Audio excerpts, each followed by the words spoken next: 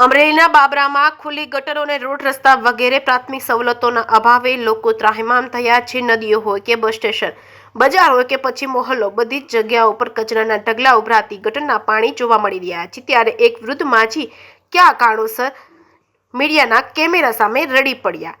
શું કામ 40 વર્ષથી ભૂગર્ભ ગટર માટે લોકો વલખા મારી રહ્યા છે? તમામ બાબરા શહેરની અંદરની હકીકત જોઈએ આ રિપોર્ટમાં। વાત કરીએ અમરેલી જિલ્લાના બાબરા શહેરની, આમ જોઈએ તો લાગે છે કે ગંદકીના ગંજ ઉપર બાબરા શહેર વસ્યું છે। અહીં ના તો કોઈ ભૂગર્ભ ગટરની વ્યવસ્થા, ના તો કોઈ સફાઈ નહીં। જ્યાં જુઓ ત્યાં કચરાના ઢગલા અને ઉભરાતા ગટરના પાણી જોવા મળી રહ્યા છે। સમગ્ર બાબરા શહેરમાં ખુલ્લી ગટરોથી લોકો ત્રાહિમામ પોકારી ઉઠ્યા છે। તો બીજી બાજુ વોર્ડ નંબર 2 માં ચાવંડ સોસાયટીમાં 30 વર્ષથી લોકો રહે છે, પરંતુ સારા રસ્તાઓ નથી મળ્યા કે નથી ભૂગર્ભ ગટરની વ્યવસ્થા। અહીં લોકો ગટરના ઉભરાતા પાણીના કારણે બીમાર પડી રહ્યા છે। ચોમાસામાં વરસાદના કારણે અહીં કિચડ એ પોતાનું સામ્રાજ્ય ખડકી દે છે, જેના કારણે વાહન ચાલકો અને મહિલાઓ, બાળકો અને વૃદ્ધોને પારાવાર મુશ્કેલીનો સામનો કરવો પડી રહ્યો। જુઓ શું કહે છે ચાવંડ સોસાયટીના રહીશો।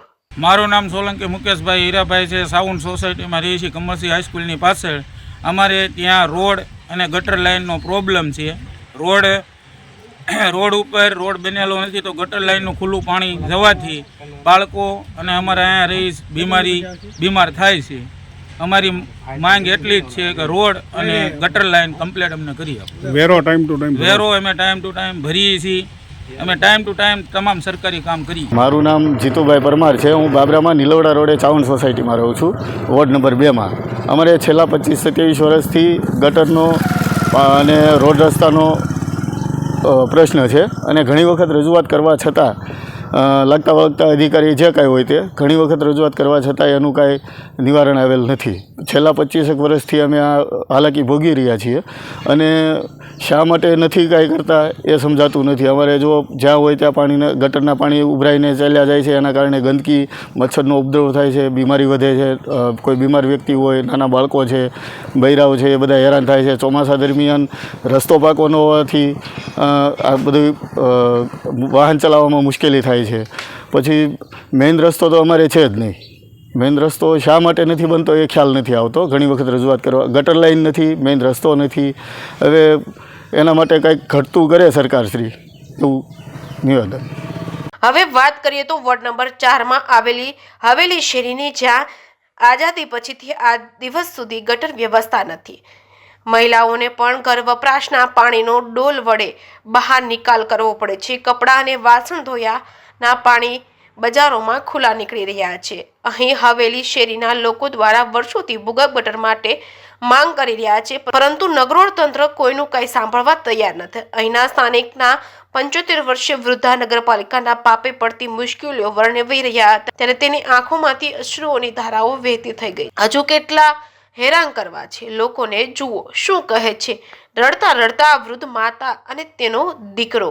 મારું નામ જાવેદ ખાલીખા, રહેવાનું હવેલી શેરીમાં, અને અમારે વોર્ડ નંબર 4માં હું રહું છું। અમારે વર્ષોથી પાણીનો નિકાલ નથી, ગટરના પાણીનો, અને અમે અવારનવાર રજૂઆત કરવા છતાંય કોઈ પાણીનો નિકાલ કરી નથી દેતા, અને કોઈ જવાબ નથી દેતું નગરપાલિકાવાળા કોઈ।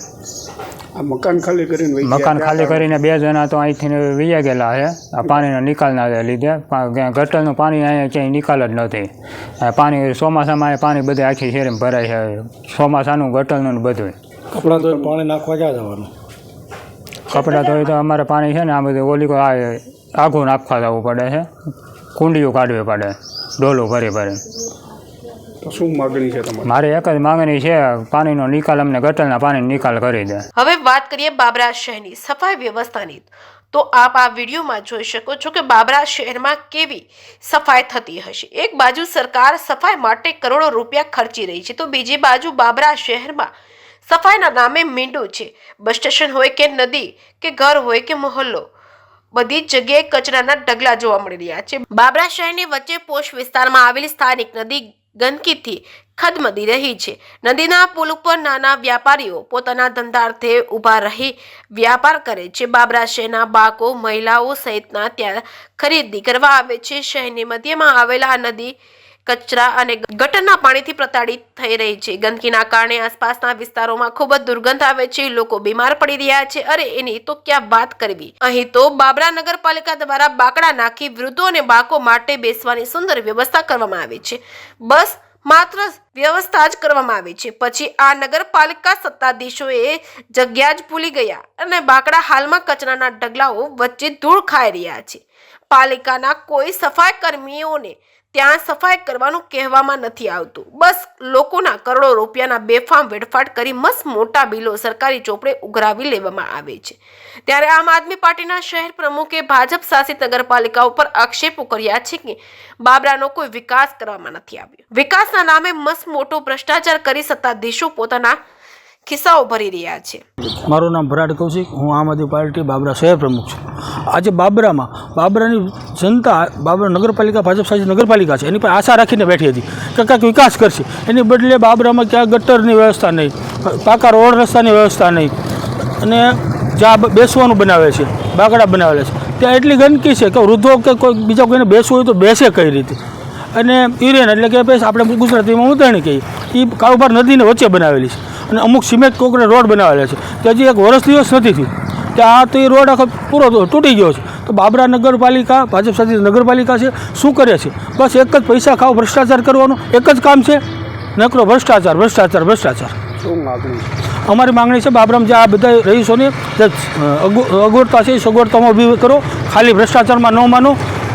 હમણાં જ નગરપાલિકાની પાછી ચૂંટણી આવશે તો તમને જનતા આનો જવાબ પણ આપશે. એની કરતાં હજી વાર છે ત્યાં વિકાસના કામો કરો એટલી જ અમારી બધાની માંગ છે.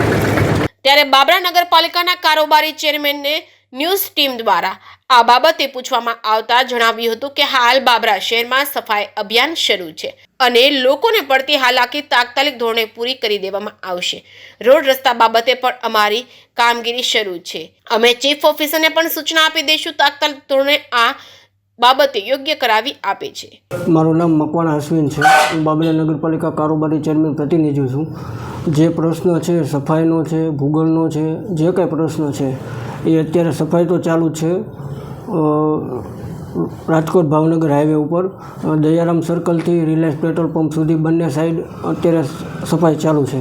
અને જે ભૂગોળનો પ્રશ્ન છે એ પણ એ ટૂંક સમયમાં અમે જે વોર્ડમાં જે પ્રશ્ન છે એ ટૂંક સમયમાં અમે સૂચના આપીને એ પૂર્ણ કરી આપશું. અમુક જગ્યાએ ગટર નાખવામાં જ નથી આવી, એમને પાણી રોડ ઉપર જાય છે. ગટર નથી નાખવામાં અત્યારે અમારો ભૂગોળ ગટરનો પ્રોજેક્ટ ચાલુ છે. એ અમે ટૂંક સમયમાં જે જ્યાં નથી નાખી એ અમે યાદી પણ કરેલી છે જે વિસ્તારમાં એ પણ પૂર્ણ કરી આપશું. નાગરિક બેંક ચોકમાં રોડ બનાવવામાં આવ્યો છે 1 વર્ષ પહેલાં અને રોડ હાલ પતી ગયો છે. 1 વર્ષ પહેલાં જે રોડ બનેલો છે એ અમે જોવરાઈ લેશું કે કેટલો સમય થશે, શું થશે અને જે કાંઈ એની હોય મર્યાદા એ પ્રમાણમાં અમે પાછો એને રિફ્રેશિંગ કરાવી નાખશું, પૂર્ણ કરાવી નાખશું જે કાંઈ. હાલ ચેરમેન સાહેબ તો જણાવી રહ્યા છે એક અમો તાત્કાલિક લોકોના પ્રશ્નોના ઉકેલ લાવીશું, પરંતુ માત્ર ચેરમેનના ગળામાંથી ગાળીઓ કાઢવા માટેનો જવાબ જ હતો. 40 વર્ષોથી અહીં લોકો પ્રાથમિક સમસ્યાથી પીડાઈ રહ્યા છે. સત્તાધીશો સમસ્યાનું સમાધાન કાઢવાના બદલે આશ્વાસન માટે જવાબો આપી રહ્યા છે. ખેર જોઈએ હવે તો બાબરા નગરપાલિકા લોકોની મુશ્કેલીઓ નિવારી શકે છે કે પછી આગળ પણ એની એ જ સ્થિતિ રહેશે તે હવે જોવું રહ્યું. JKS ન્યૂઝ ગુજરાતી સાથે જયની સુજિત્રા, અમરેલી.